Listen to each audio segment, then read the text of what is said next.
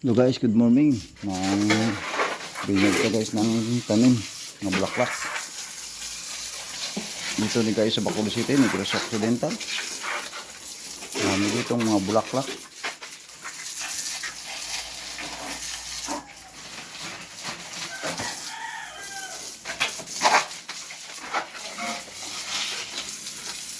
Shout out to viewers. May channel sa good morning. Good morning. Magbibigyan naman po muli tayo. Makikita niyo po magandang mabulaklak dito sa Bacolod City, Negros Occidental. Kapatid ko po, binibinyagan ko ito umaga pa.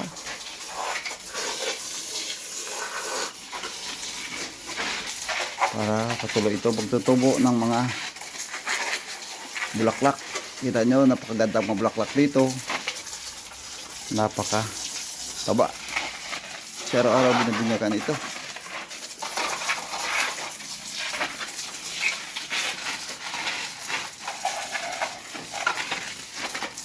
Dasar tayo.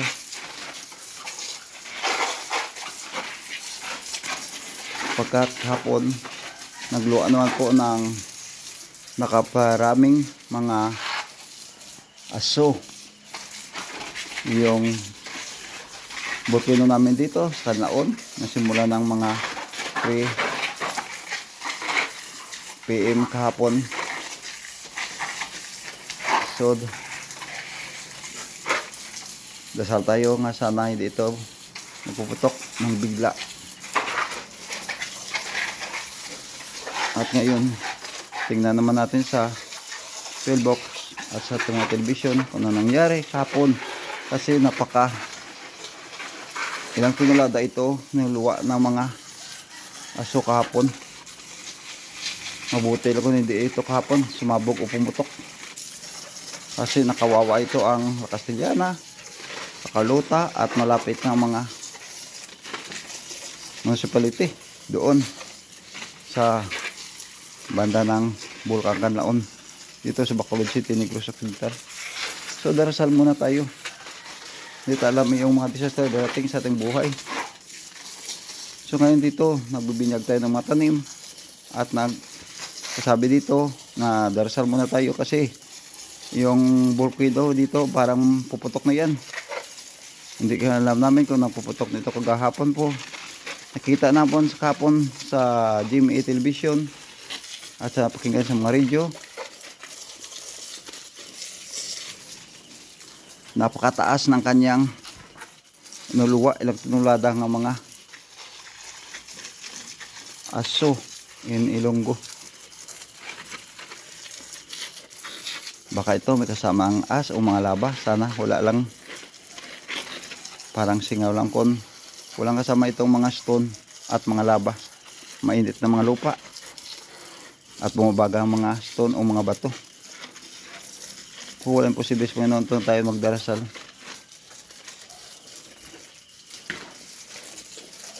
Pag ito po, time na ito mapuputok. Tingnan nyo.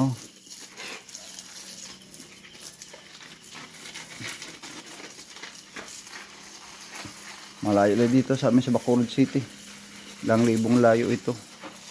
Po hindi ta alam kung magkano ang kanyang matatamaan.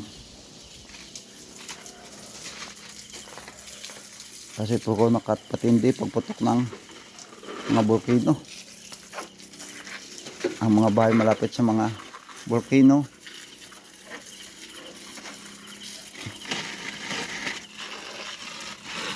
masisira, sapagkat ito bagsakan ito ng malaking mga bato, stone na bumabaga at lupang napakainit.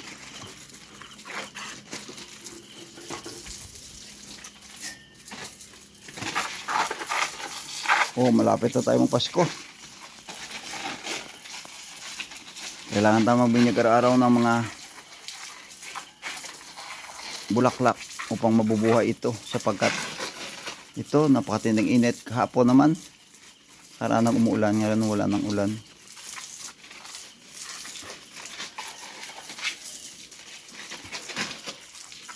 At dito marami na yung nagkaroon ng mga batang mga sakit.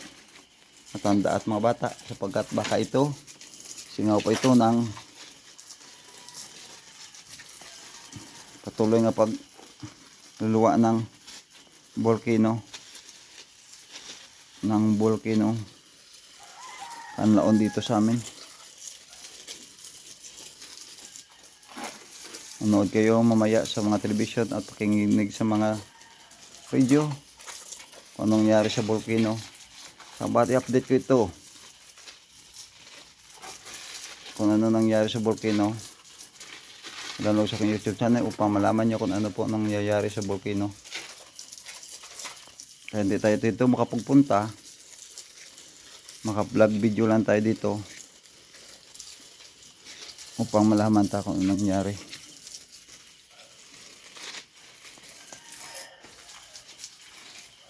Ito po ang aming mga bulaklak sa Bacolod City.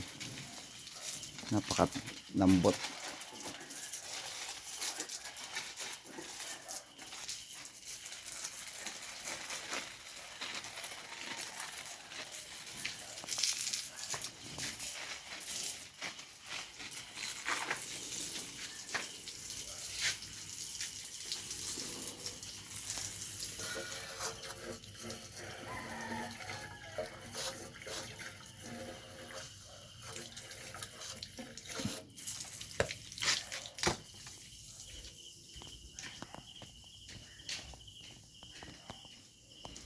Suba.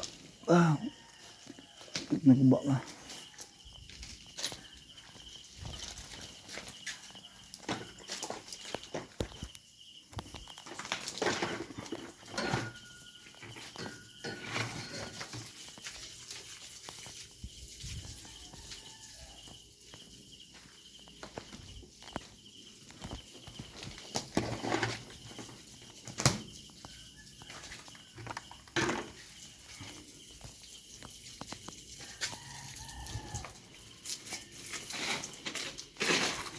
Ito rin sa pagbinyag ng mga bulaklak, itong orchids kakabit sa mga kahoy na putol at tinanim pamalagyan ng mga orchids o bulaklak. Magandang bulak ito, yellow at saka blue, violet. Pag nagkaroon dito ng bulaklak, maganda tingnan, yellow, blue at saka violet. At ang iba-iba mga pink ang kulay ng bulaklak. Umaga pa tayo gumising upang makabinyag ng mga bulaklak. Mamaya papasok tayo sa trabaho.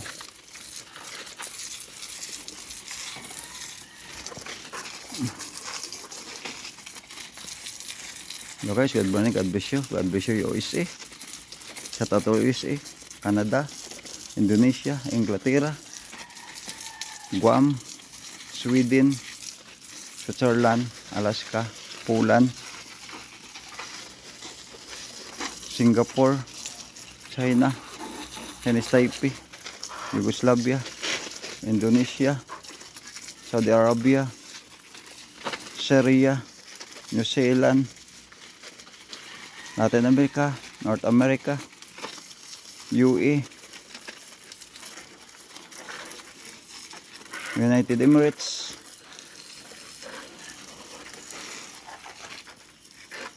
Burma, Indonesia, Russia, Philadelphia, sa total MB team and PB teams. God bless you and good morning. This is the flowers. There's in Bacolod City. Here in Bacolod City, Negros Occidental. This is the orchids. I have so many branches of orchids that found this area.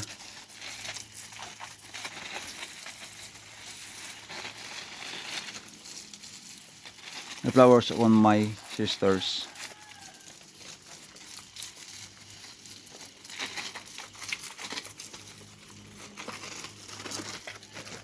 Some flowers there's we have planted.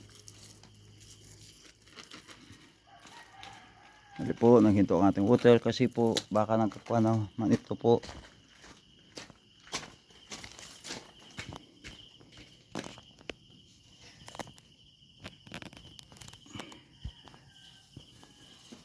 Kasi po ganyan po, hindi na to malabas ng water na sigla. So, kailangan to yan ayusin.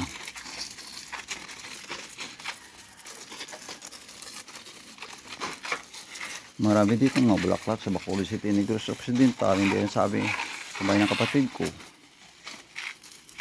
Marami dito kayong makikita ang mga bulaklak. Kung kayo pikot-ikot dito sa Bacolod City o maglalabas kayo, punta kayo sa mga volcano ng volcano, marami kayong madadaanan, mga bulaklak na mga maganda. Mas maganda pa dito. Yung iba dito nanggaling sa mga malapit sa mga Kanlaon, volcan ng Kanlaon, yung mga bulaklak maganda. At yung mga bulaklak makikita nyo sa abroad, makikita nyo doon sa labas ng Bacolod City, Negros Occidental. So tayo magtanim ng bulaklak upang tayo may magandang itong tingnan sa bahay. Kasi kita nyo po sa likiran ito, likiran ng ito ng bahay ang mga bulaklak. At sa mga harap yung orchids maganda, napakataba kanyang pagbubuhay.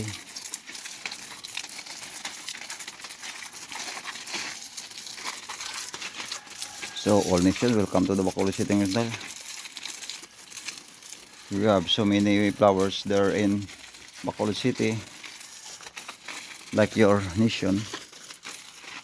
There are so many flowers, but my sister, we have any flowers she planted inside the house and in front of house and back in house. So nakalagay sa mga masetera. Some flowers we put in the plastic, nalagyan ng mga bulaklak. Mamaya tatapos na tayo sa pagbibigyan, guys. Nahala nating hose upang makapasok tayo sa kilera ng bahay, makapagbinyag ng another orchids.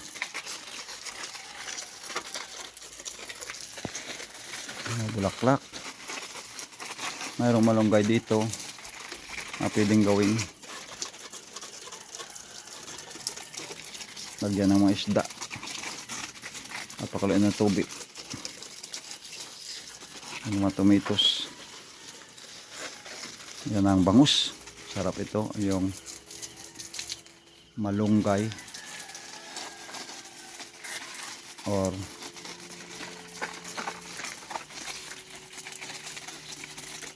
yung pineapple, ginagawa itong juice.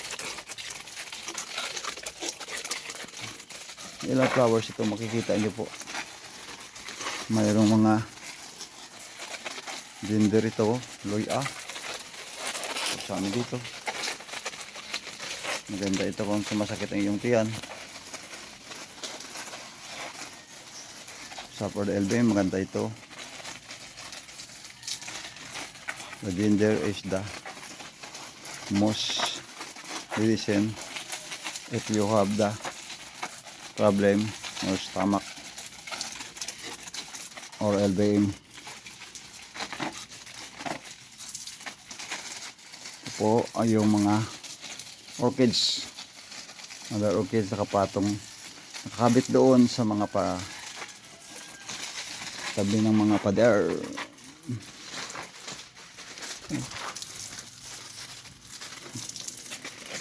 Halatang uso upang mapunta to doon sa loob ng mga orchids.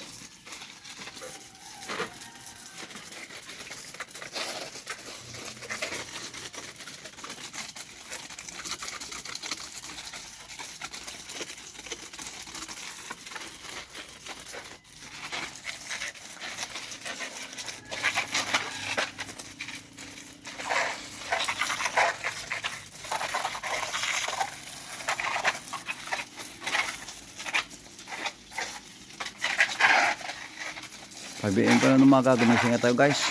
Alis yun. I wake up exactly in the 5 AM ng umaga, 5 AM, because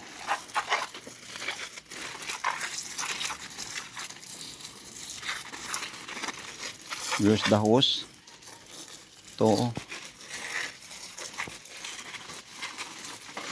give me a water some to all flowers, and the flowers will grow every day, so I need a water every day. This is the orchids, this is the cottons. The cottons is like a plastic, it's a very beautiful if you have looking.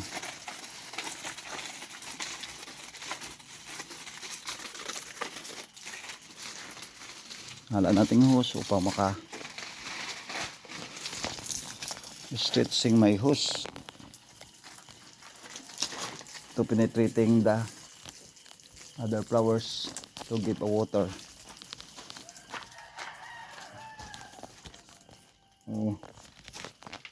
Water is automatically off.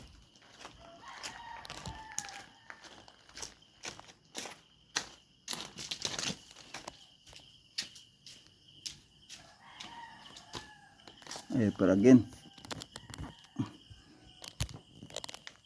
Ganyan ng hose, di ba? Palabas ang tubig.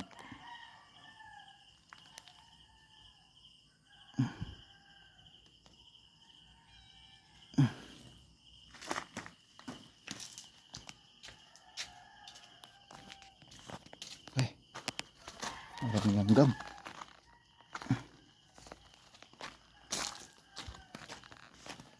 Sabay-sabay lang.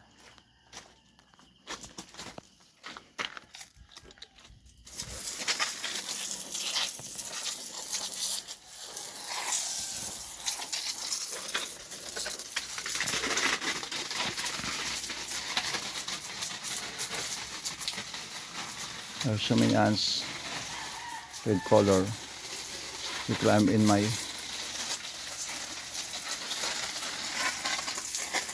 or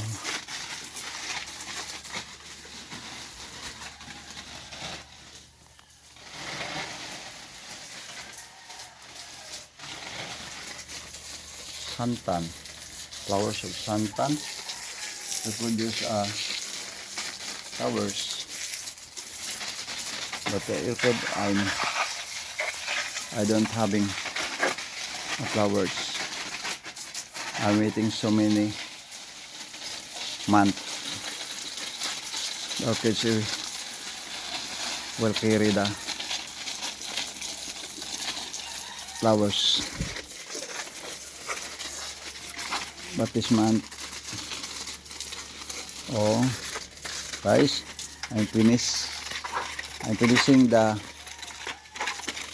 give a water to the flowers or some flowers in their house of my sisters.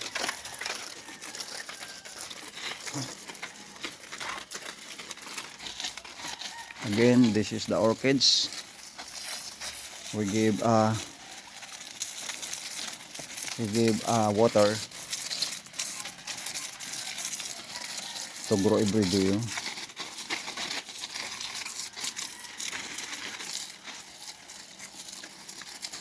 This girl is so good to watch because every day we give the water.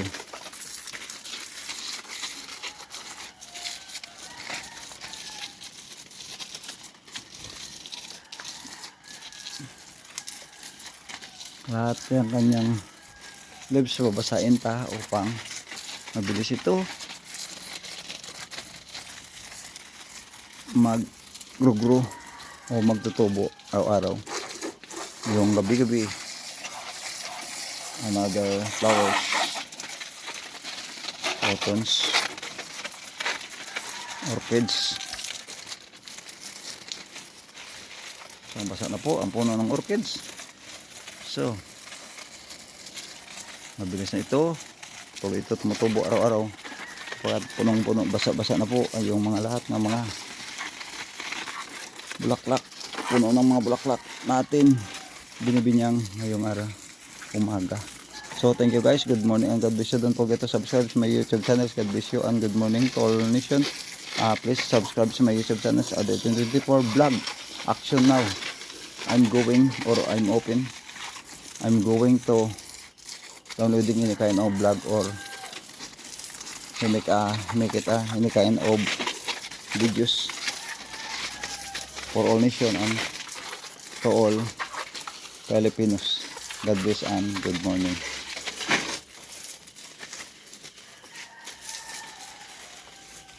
Other flowers is aloe vera. The flowers aloe vera is good for the medicine.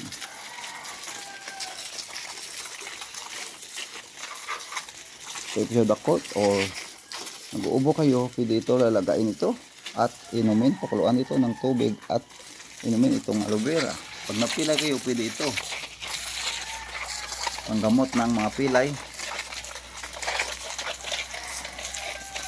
at pwede ito gawing shampoo pag hindi tumutubo yung buhok. How to grow the hair. So the plant in aloe vera is good for hair. We grow every day if you are applying the aloe vera plant.